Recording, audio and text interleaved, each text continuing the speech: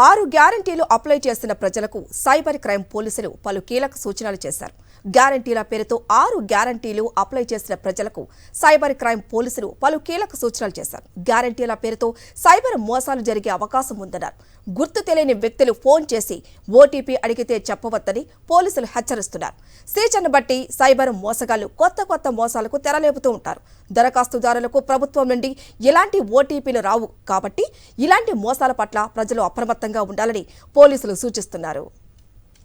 మరింత సమాచారం మా ప్రతినిధి వాసు అందిస్తారు. వాసు, చెప్పండి, సైబర్ నేరగాల పట్ల పోలీసులు ఎటువంటి హెచ్చరికలు చెప్తున్నారు? ఇటీవల కాలంలో తెలంగాణ రాష్ట్ర నూతన ప్రభుత్వం సంబంధించి కూడా 6 గ్యారంటీలకు సంబంధించినటువంటి వ్యవహారంలో దరఖాస్తులు పెద్ద ఎత్తున కూడా స్వీకరిస్తా ఉంది. అయితే ఇప్పటికే గడువు నిన్నటితో ముగిసిన నేపథ్యంలో కూడా ఆధార్ కార్డు తో పాటు ఇతర వివరాలు, కుటుంబ వివరాలకు సంబంధించి పూర్తిగా ఇచ్చినటువంటి నేపథ్యం కావచ్చు.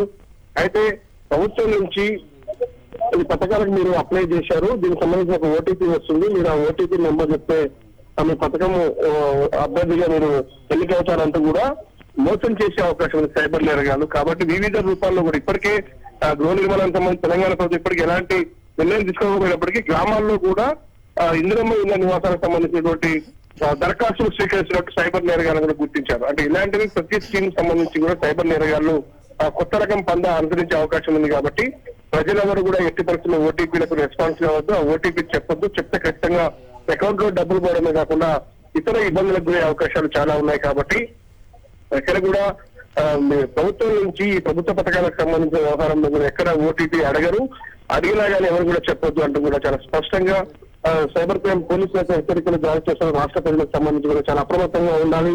ఎందుకంటే ప్రతి అవకాశాలను కూడా అదురుగా చేసుకుని సైబర్ నేరగాళ్లు రెచ్చిపోతున్న నేపథ్యంలో కూడా ఈ యొక్క పథకాలను ఆసరగా చేసుకుని 6 గ్యారెంటీలకు సంబంధించిన వ్యవహారంలో కూడా ఓటీపీ అడిగి మోసం చేసే అవకాశం ఉంది. కాబట్టి ప్రజలు అప్రమత్తంగా ఉండాలని మొత్తం తెలంగాణ సైబర్ క్రైమ్ పోలీసులు అయితే హెచ్చరికలు జారీ చేశారు, జాగ్రత్త వహించాలని సూచిస్తా ఉన్నారు.